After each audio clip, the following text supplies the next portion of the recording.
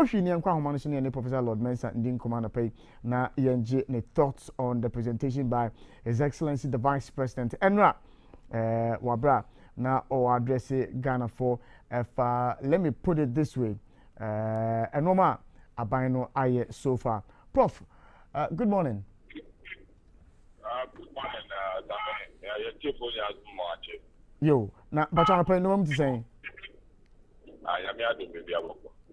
Prof, I know I would say Vice President, the presentation, how would you describe the presentation of Vice President? It's more or less a situational report on the economy.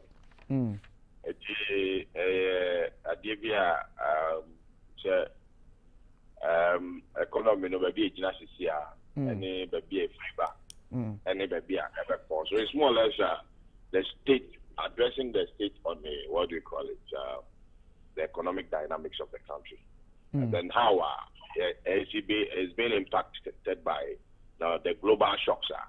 They receive Putin shock in COVID now we not acquire information to the public. Now information to the public, as an economic manager, I think information will delay a delay ankasa because management of economics the dynamics of the information we don't take it for granted, especially when it's coming from the head of the management of the economy. And the timing is very, very important. At the time I also information about COVID example. You realize that during the COVID crisis, the president was giving us an update, giving assurance, any of the directives or measures put in place. Normally, that's what happens in crisis. Crisis, at any point in time, you address the people for the people to know exactly where we are going. So I think the timing of the information, is quite, a problem. And I don't have problem with the content that came. Just a few, comments that came. Let me face or the Kanwa and because now with the kind of packaging now or the buy, ma as a Ghana for no confidence at the formula because it do baby now acquires it's like we don't have control over some of the things that are happening as a manager. But as a same manager, usually I use what we call the manager they only control over and I am assessing about the manager's performance. The normal way to me I control it there. I am not normally in fact, I say basically it's more or less a situational report, but the timing is wrong because this thing was supposed to come earlier. I think Senka the conference presentation I don't think the E-levy would have struggled being passed through in that. It's very, very important to note this. So I'll share time ID information back out. Management information especially. You cannot go quiet for so many months out after the people have gone through all the difficulties. The normal kind the people knows them already. The people have experienced them already in anticipation. More experience it that. It doesn't make impact on them because they have felt it already. But earlier on and I said measures I wanted to form now says you do it better, you do it better. I don't know the people see you to be part of the problem and then you are solving it.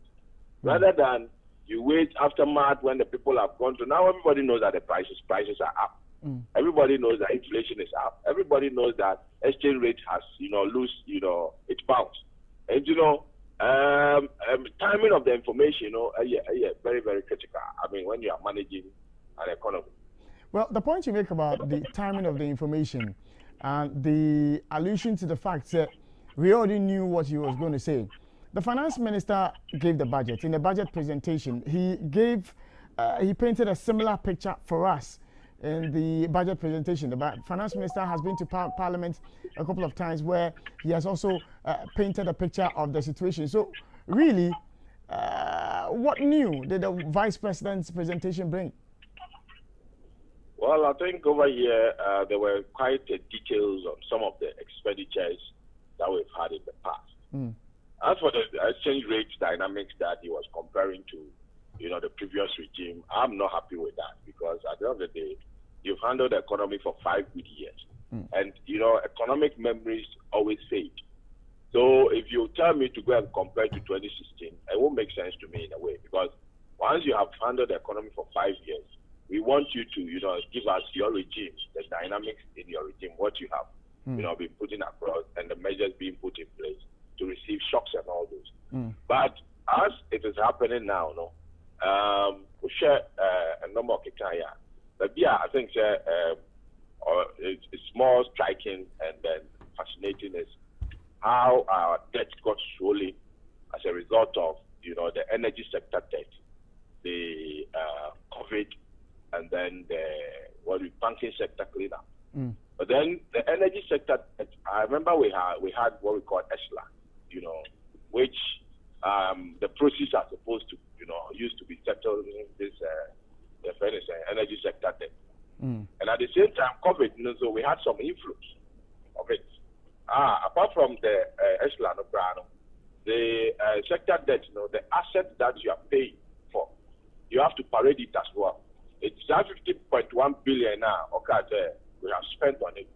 What did we gain from it? Because you cannot, as a country, you cannot spend without gaining anything out of it. Well, the asset that we are getting, the asset usage now, and then the prospective usage, would it be able to offset, the debt that we have accumulated on these three items? Because COVID like this, we had some inflows and all those. All those things were not accounted for. So if you are becoming in our boom, those liabilities, which is the 50.1 billion, now the possible asset that, or the inflows that we got. The banking sector, for instance, if we spend 21 billion on banking sector, the banks had assets. Do you get it? But when you parade the liability side, as you say, as Cassie in the idea rescue, 4-point-something million, depositors. What was the quantum of deposit did you save? Do you get it? Apart from the numbers, what was the quantum of, depositors, funds did you save? And apart from that too, the banks had assets. They had buildings, they had things that I think, your friend is saying, when you sell them, they should be able to net off some of this 21 billion. To me, I think the packaging some way, somehow, because it's more discouraging when you keep on parading this debt without showing the possible assets that has, that comes with it. Now it discourages, the people and then the consumers of your message. To me, a horror problem. But apart from that, most of the things were a rehash of, manifesto promises here and there. So, that is what I observed from the presentation. Will pose almost about 11 questions. As an economist, my main NGO views on these 11 questions the Vice President posed for himself. Our attempt to answer. Was it what has happened to the economic fundamentals? But at the moment, as I didn't come, your fundamentals, how would you describe your fundamentals? Well, the fundamentals, there's a big exchange rate, the exchange rate is part of the fundamental. The inflation is part of the fundamental. Interest rate levels are part of the fundamentals. And, if you look at the measures that are being put in place to rescue, the CD depreciation, it will definitely swell up interest rate. And because monetary policy rates are costly, and it will feed into the interest rate structures. And at the same time, the measures to control the CD, it's going to create, some way, somehow, economic difficulty because we think the CD depreciation is as a result of, more, more CDs chasing the dollar. But it might not necessarily be. Most of the greater part of the inflation that we experience in this country are imported inflation. Inflation that is caused by cost of shipment.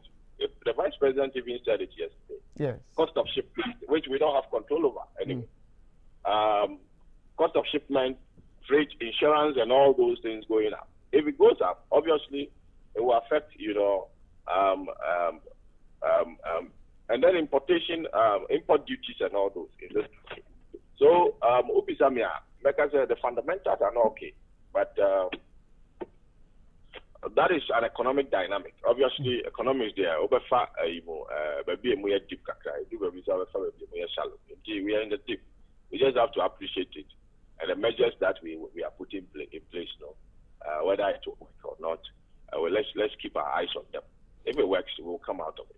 All right, let's look at the bit about inflation. I will count once when it comes to the fundamentals.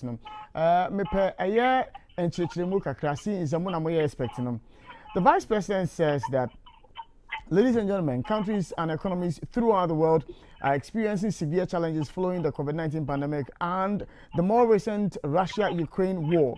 The pandemic, which started early 2020, resulted in the greatest economic depression in the world since the 1930s, and most countries recording negative GDP growth. Supply chain disruptions and the rising price of crude, which went up to a high of 130 this year, has resulted in major increases in the price of fuel across the globe, with petrol prices doubling in many countries. The highest petroleum prices can be found in Hong Kong, the Netherlands, Zimbabwe, Germany, Israel, and the United Kingdom. There are two issues I want you to help me address. One has to do with the choice of countries. You're selecting one more high crude prices. What informs the decisions to go with certain countries and not to go with certain countries? Well, I don't know the criteria that was used in selecting these countries, but I think the message are not they to about the global economy is a systemic one, which has come to affect almost every country.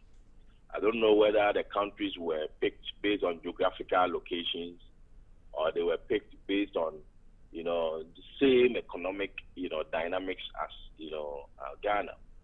But then sometimes I'm careful how I compare countries, because in as much as we may have different economic, we may be exposed to the same global shocks.